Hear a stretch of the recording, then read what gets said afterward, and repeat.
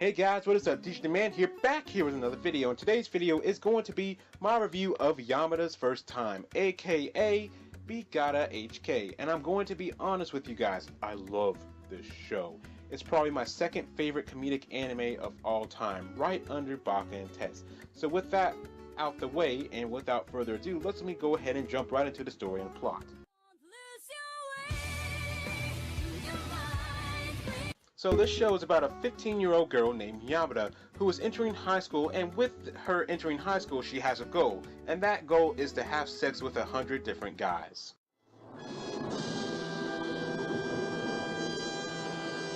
Yes, I can definitely see how the premise of the show can turn people off. Like, why would you want to watch a show about a character with a character like this? That sounds really slutty. But don't worry you guys, this show does not go the way you might think it would. It's not about her getting with a different guy every week. And Yamada isn't particularly slutty herself, she just has a really dirty mind. But I'll go more in depth in her character a little later. So yes, this anime is about her trying to have sex with 100 different dudes. Not have 100 different relationships, as in she just wants to get it in and get out.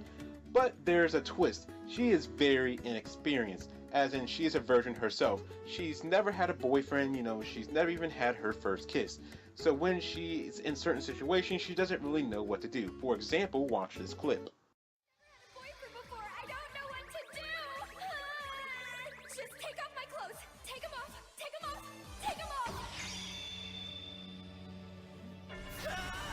It can kind of be hard to believe that she is so inexperienced, because she is actually considered to be one of the hottest girls in the school, and guys approach her all the time, but she turns them down for one reason or another.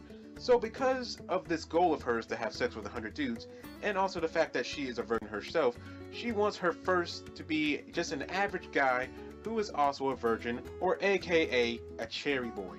So she sets her sights on a guy named Kosada, who is just a normal, average, nice guy who is a virgin, and our story continues on from there.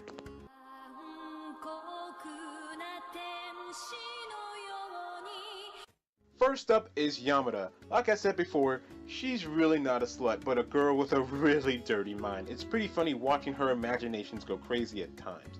She acts before she thinks, and kind of like the clip that I just showed you a little earlier, she can go from happy to mad in just an instant. She can get jealous really quickly, and again, she really has a dirty mind, which can be really, really funny. She can be sweet when she wants to be, but also be kind of a... But that is only because she is trying to hide her feelings, and it's mostly done for comedic effect. It never really feels mean-spirited. For example, go ahead and watch this clip. Hey Yamada, I heard that you and Kosada got to ride on a boat tour all by yourselves. Did anything happen? What? Why don't you try looking at him and then looking at me and not asking that again? Yeah, that was actually kind of mean-spirited, but that didn't really hurt Kosada that much because he knows that Yamada was just trying to hide her feelings. Now let's go ahead and talk about Kosada. Like I said before, he is just an average, really nice guy, and I find him to be the most relatable character I have ever seen in an anime, at least compared to myself. Like, if you were to ask me who I thought I related to most to in an anime before watching this one, I wouldn't be able to tell you, but now, without a doubt, it's Kosada. First off, he's a really nice guy. He's not just acting nice to get on people's good side, he's just a generally nice guy. But all because he's a nice guy doesn't mean he doesn't have dirty thoughts of his own sometimes. Nudge, nudge, wink, wink. He also really doesn't know how to read a situation, and he also kind of overthinks things. Like, he will be like, does she like me? Does she not like me? Does she want me to ask her out? Does she not want me to ask her out? Will she get mad if I do? And blah, blah, blah. And the reason he thinks things is because he just doesn't want to upset Yamada. He doesn't want to make her mad or make her feel uncomfortable or anything like that. That nice guy attitude there. The next character that I want to talk about is Taketsuka, and I just love saying that name, Taketsuka. And she is Yamada's best friend, and she's kind of the one that tries to keep Yamada straight. The next character I want to talk about is Mierno. She is the girl next door that has a crush on Kosada. She's even known him ever since they were little kids, and she is just the sweetest character, and the only reason why I'm mentioning her here instead of letting you discover her for yourself by watching the show is because I consider her to be my waifu of the series. And that is all the characters that I'm going to talk about here. There are definitely more characters that I could talk about, but I'd rather you guys discover them for yourselves by watching the show. So without further ado, let's go ahead and move on to the good.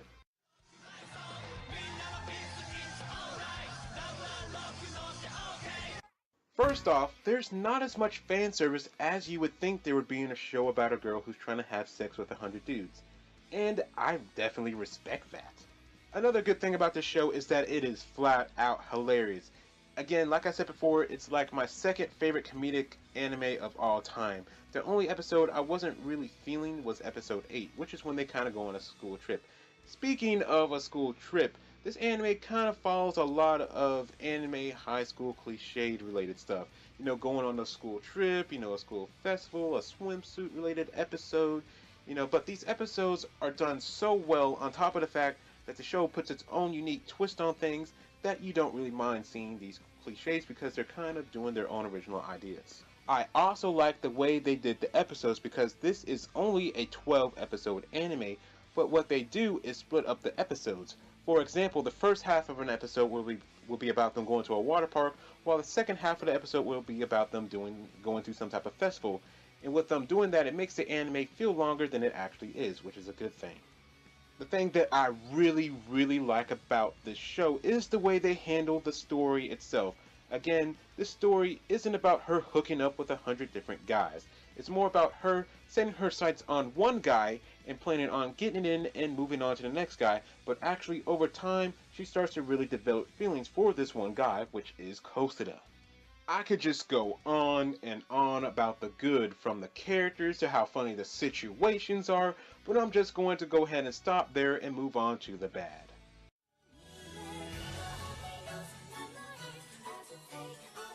Like always, I have a few nitpicks and then I'll move on to the bad stuff. The first nitpick I have is that there's nothing really wrong with the pacing of this anime.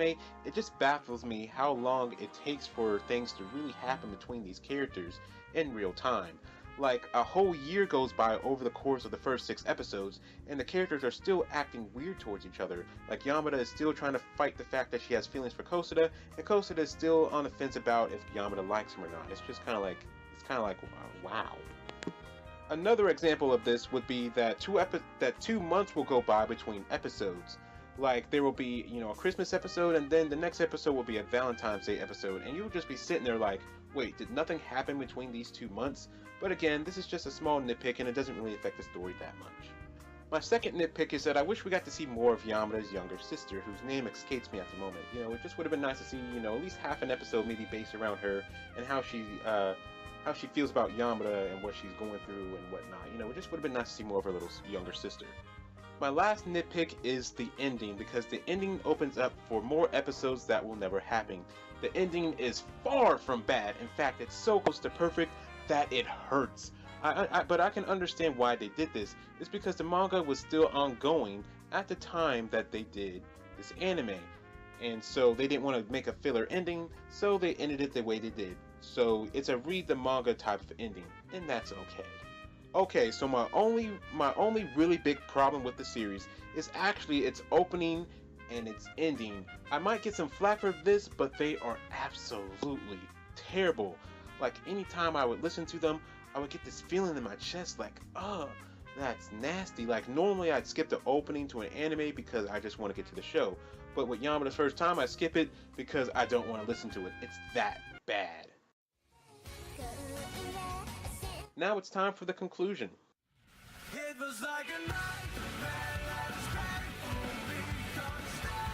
Like I said before, I love this anime. My only big problem with it is its opening and ending, and that's saying something. Now, hold up. I actually do have one other big problem with this anime that I forgot to mention earlier because of how much I was just gushing over this anime. And this big problem is actually going to contribute to my final score. And this problem is how frustrating it can be at times when we see Yamada and Kosada in certain situations. And, you know, an example of Kosada being frustrating is that he just won't go for it. It's like, dog, it's clear as day that she wants him, but she still won't do anything about it because he's still pondering in his mind. Does she like me? Does she not like me? Does she want me to do something? Of course she does. You know, there's a point where she is literally in his lap, and he still won't do anything. It's like, what? And with Yamada, it's kind of like, just go ahead and accept that you're falling in love already.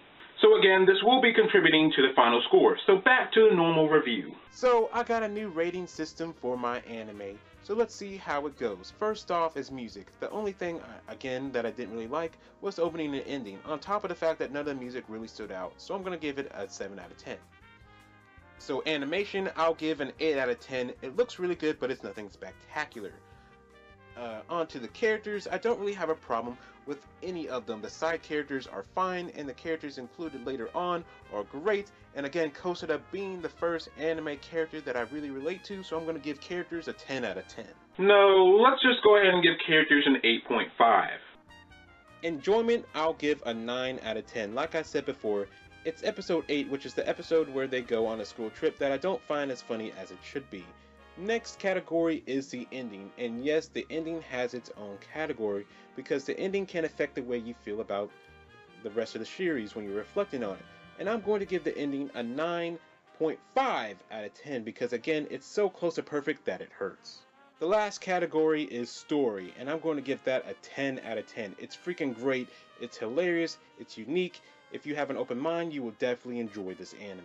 So with all that calculated up, this show ends up with an 8.9 out of 10. No, the final score actually turns out to be an 8.6 out of 10. So I highly recommend this anime. And if you like this video, like the video. And if you like me, subscribe to me. And as always, this is DJ the Man, and I'll catch y'all next time.